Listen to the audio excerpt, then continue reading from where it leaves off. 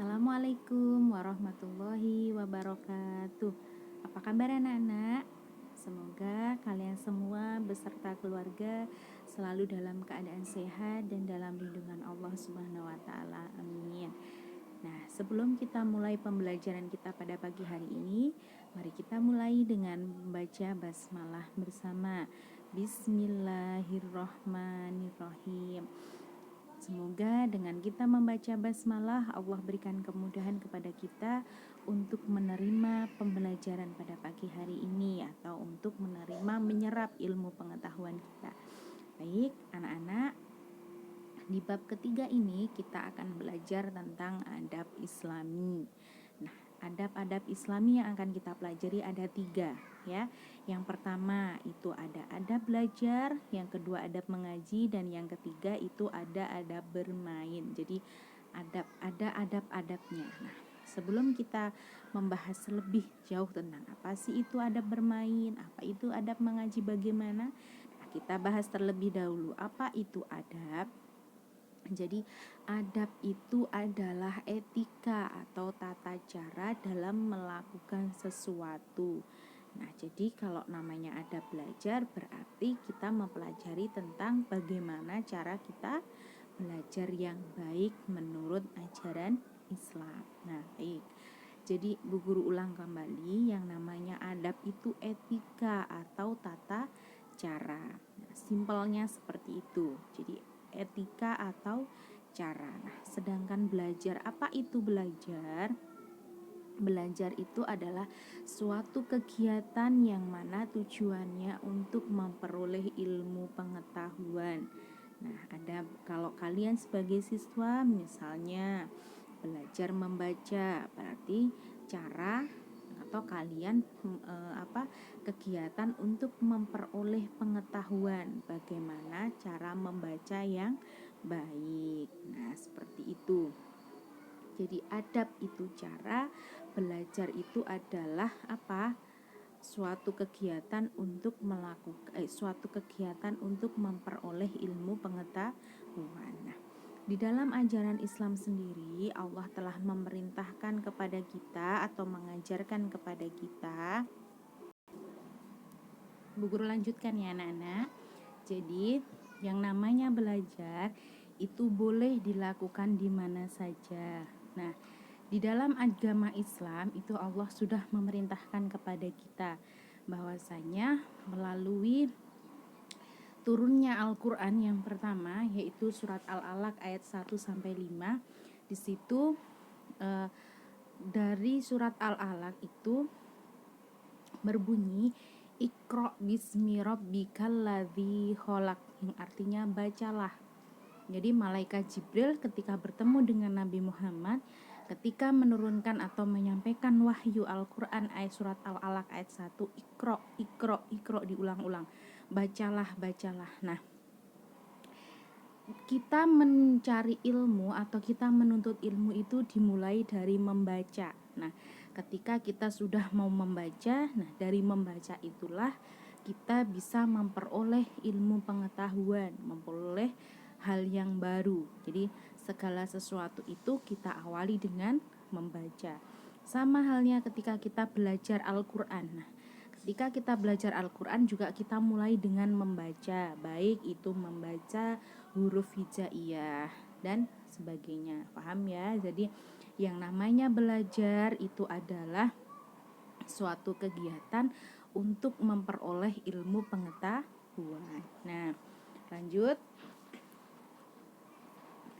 Nah, belajar itu adalah suatu kegiatan untuk memperoleh ilmu pengetahuan.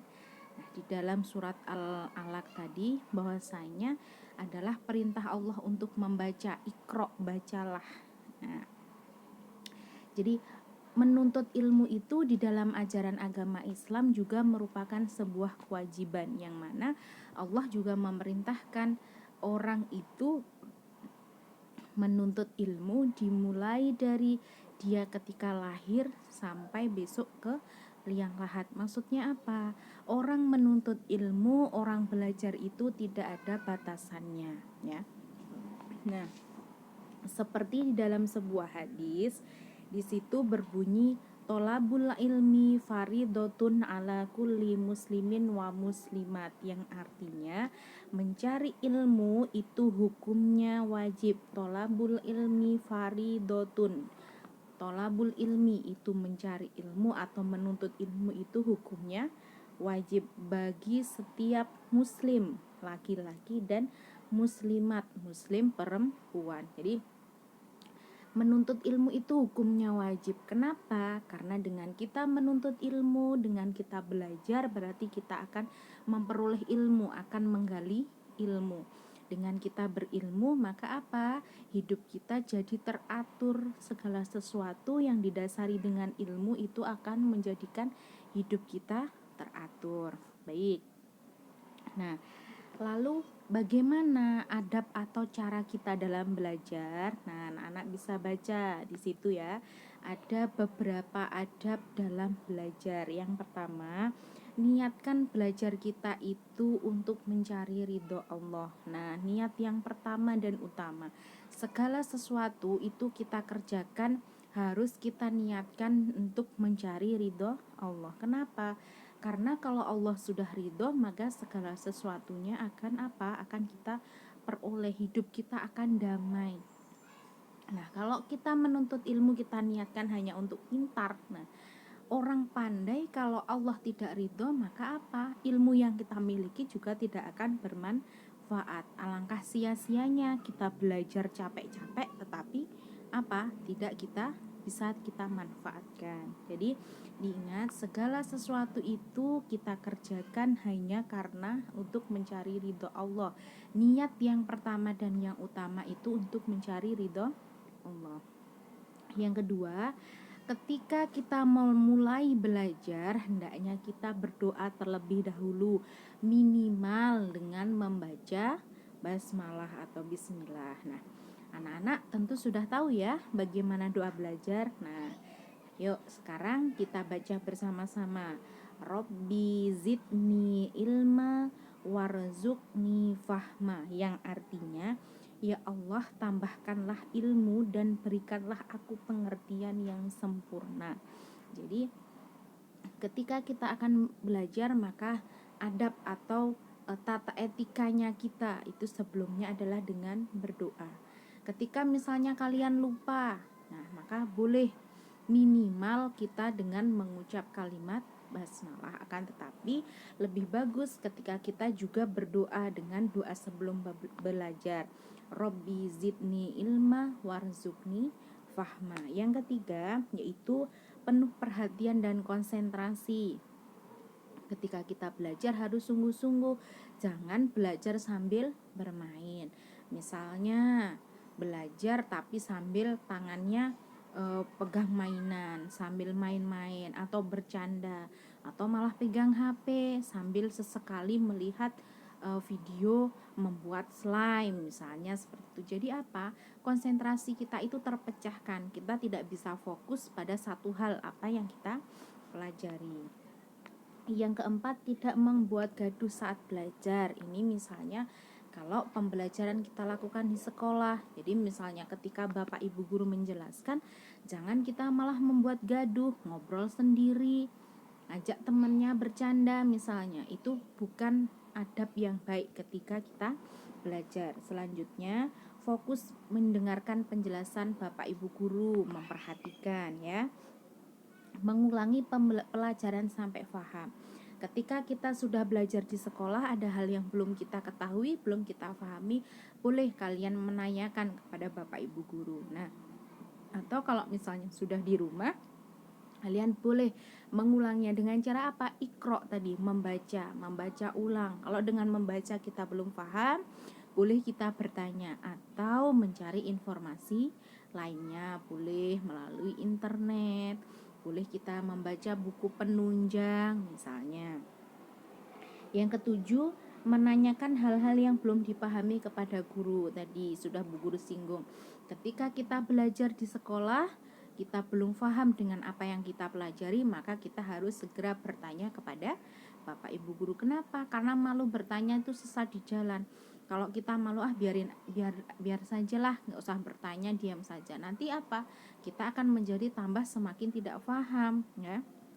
Jadi jangan sekali-kali kita itu malu bertanya. Seperti pepatah, malu bertanya maka dia akan sesat di jalan. Nah, itu tadi beberapa adab atau etika dalam belajar, ya. Jadi anak-anak bisa difahami ya, ada etika belajar. Selanjutnya kita akan belajar tentang etika atau adab mengaji. Nah, di situ. Mengaji yaitu membaca atau mempelajari kandungan di dalam Al-Quran. Jadi yang namanya orang mengaji itu berarti dia mempelajari kandungan Al-Quran. Nah, adab mengaji atau etika mengaji itu apa? Yaitu sama. Etika mengaji atau adab mengaji berarti melakukan hal-hal yang baik sebelum kita atau ketika kita membaca Al-Quran. Apa saja adab atau etikanya? Yang pertama, etika orang sebelum mengaji itu adalah berwudu terlebih dahulu. Kenapa harus berwudu? Karena ketika kita memegang Al-Quran berarti kondisi kita harus suci, minimal berarti wudu atau suci dari hadas kecil. Jangan sampai ketika kita mengaji kita kentut, kita dalam kondisi tidak suci, berarti kita tidak memiliki etika yang baik dalam belajar. Berulang ya, etika dalam mengaji itu adalah yang pertama berwudu atau suci dari hadas kecil. Yang kedua, mengambil, memegang dan membuka Al-Quran menggunakan tangan kanan. Karena Al-Quran ini adalah sebuah kitab, ya. Al-Quran ini adalah kitab yang harus kita junjung tinggi. Berarti kita baik itu membuka, memegang ataupun membaca, kita juga menggunakan tangan kanan. Yang ketiga, menutup aurat. Etikanya orang mengaji itu adalah menutup aurat. Jangan sampai anak-anak belajar misalnya membaca tilawati atau membaca Iqra, apalagi membaca Al-Quran kok tidak memakai baju, tidak memakai kerudung. Bagi yang perempuan berarti tidak menutup aurat, itu tidak diperbolehkan dalam ajaran agama Islam. Yang keempat, diusahakan menghadap kiblat. Nah, itu diusahakan, tidak harus, akan tetapi apabila kita belajar mengaji, baik membaca tilawati, membaca Iqra, membaca Al-Quran, itu diusahakan dan akan lebih baik apabila kita menghadap ke arah kiblat. Selanjutnya yang kelima, berdoa sebelum membaca Al-Quran, yaitu dengan diawali membaca ta'awud. Sudah tahu ya anak-anak bagaimana baca ta'awud? Sudah ya. Jadi sebelum kita membaca Al-Quran, kita awali dengan membaca ta'awud yang berbunyi A'udzubillahi minasyaitonirrajim, yang mana artinya adalah kita mohon perlindungan kepada Allah dari godaan syaitan, ya. Yang keenam, membaca dengan fasih dan tartil. Fasih itu artinya apa? Fasih itu berarti sesuai dengan makhorijul huruf. Makhorijul huruf itu tempat hurufnya Al-Quran, ya. Kalau membaca shin itu berarti mulutnya mencucu, shin. Membaca shot berarti seperti orang bersiul. Nah, jadi fasih itu berarti membaca Al-Quran itu sesuai dengan makhorijul hurufnya, sesuai dengan tempat huruf-huruf itu dibunyikan, ya. Paham ya? Yang kedua, dengan tartil. Maksudnya dengan tartil itu apa? Dengan perlahan-lahan dan benar. Jangan sampai ketika kita membaca A'udzubillahi minasyaitonirrajim bismillahirrahmanirrahim. Nah, jangan seperti itu ya. Jadi ketika kita membaca yang pertama fasih berarti sesuai makhorijul huruf. Yang kedua adalah dengan tartil, perlahan-lahan dan benar. Jangan sampai kita membaca secepat kilat, bus langsung selesai ya. Tidak seperti itu. Yang terakhir, meresapi makna yang terkandung di dalam ayat-ayat yang dibaca. dan berusaha melaksanakan dan mengamalkannya.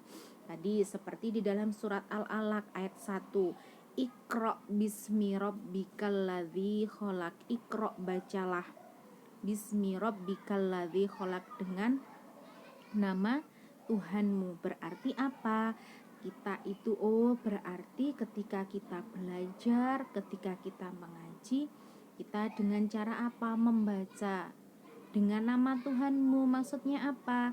Setiap kita membaca berarti kita ingat nama Allah. Berarti kita niatkan tadi, baik itu belajar, mengaji, dan pekerjaan apapun itu, kita niatkan untuk mencari ridho Allah. Paham ya anak-anak? Jadi itu tadi 7 adab dalam mengaji. Yuk kita ulang. Yang pertama adalah berwudu terlebih dahulu, mengambil, memegang, dan membuka Al-Quran menggunakan tangan kanan. Yang ketiga menutup aurat.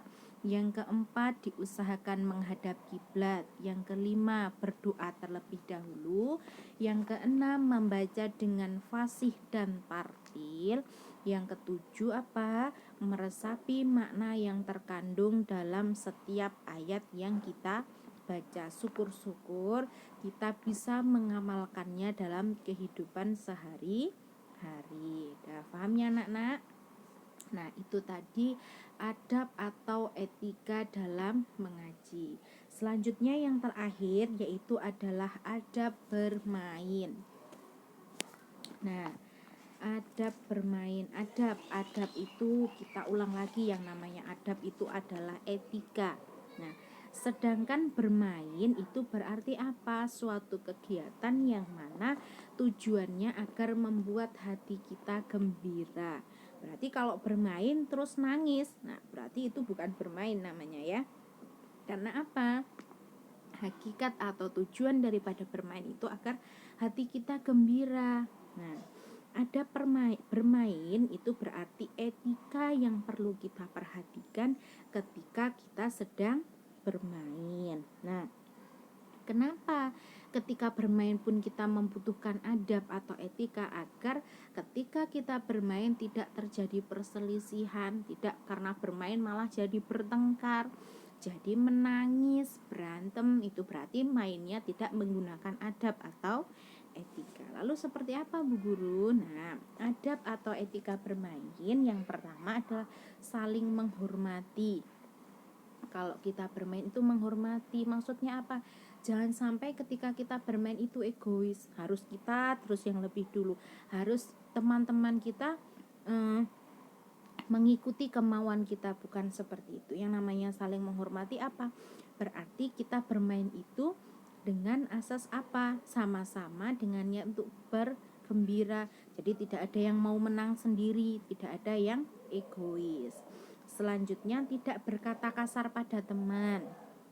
Misalnya ketika kalian bermain, terus apa? Kalian tidak suka, oh kamu ini bodoh, misalnya main gitu aja tidak bisa. Nah, itu berarti kita sudah mengeluarkan kata-kata yang kasar. Jadi adab ketika kita bermain itu tidak boleh mengeluarkan kata-kata yang kasar atau kotor.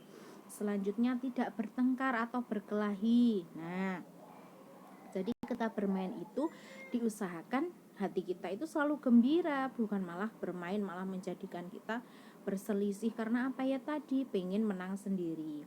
Saling menasehati apabila ada kekurangan. Ketika kita main, temannya kok curang misalnya ya, kita nasihati, misalnya Ani mainnya jangan seperti itu, ayo kita main bersama-sama, nggak boleh main curang ya, misalnya seperti itu ya. Paham ya? Jadi yang namanya bermain itu bukan semata-mata untuk membuat kita bersenang-senang saja, tetapi bermain kita juga bermanfaat apabila kita bermain dengan adab yang benar. Nah, lalu apa manfaatnya ketika kita bermain dengan adab yang benar? Yang pertama, dapat membuat akal dan pikiran kita berkembang. Kenapa? Kalau orang hatinya itu sudah gembira, maka dia tidak sulit untuk menerima sesuatu yang baru. Yang kedua, kreatif dan belajar menyelesaikan masalahnya sendiri.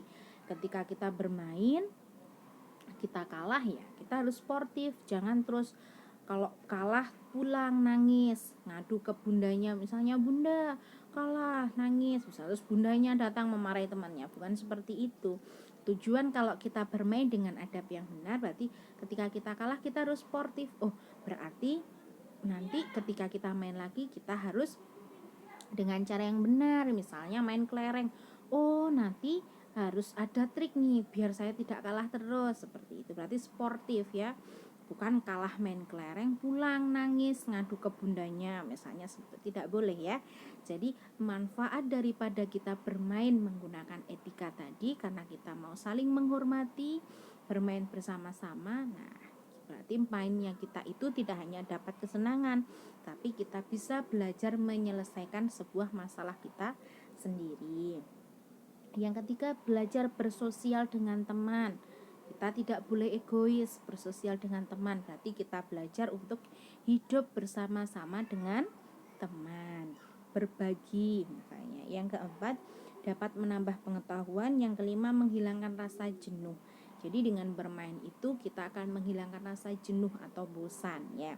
Paham ya anak-anak? Jadi itu tadi manfaat daripada ketika kita bermain menggunakan etika atau adab yang benar. Nah, anak-anak, sampai di sini yang bisa Ibu sampaikan. Banyak kekurangan, mohon dimaafkan. Apabila ada yang belum jelas, kalian boleh bertanya dengan Bu Guru, atau kalian pelajari, kalian baca ulang LKS kalian, atau boleh mencari informasi yang lain di internet terkait dengan adab-adab Islami. Boleh, monggo, silahkan ya. Baik anak-anak, semoga apa yang kita pelajari pagi hari ini bermanfaat untuk kita semua. Jangan lupa jaga kesehatan, rajin belajar. Ayah dan bunda, terima kasih banyak sudah meluangkan waktunya untuk mendampingi putra-putrinya belajar di rumah dengan sabar ya.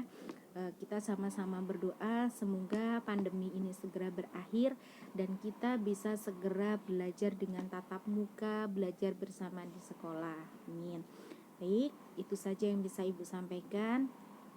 Pesan Ibu yang terakhir, jangan lupa untuk selalu sholat ya. Baik, mari kita akhiri, kita tutup dengan membaca hamdalah bersama. Alhamdulillahirabbil alamin. Wassalamualaikum warahmatullahi wabarakatuh.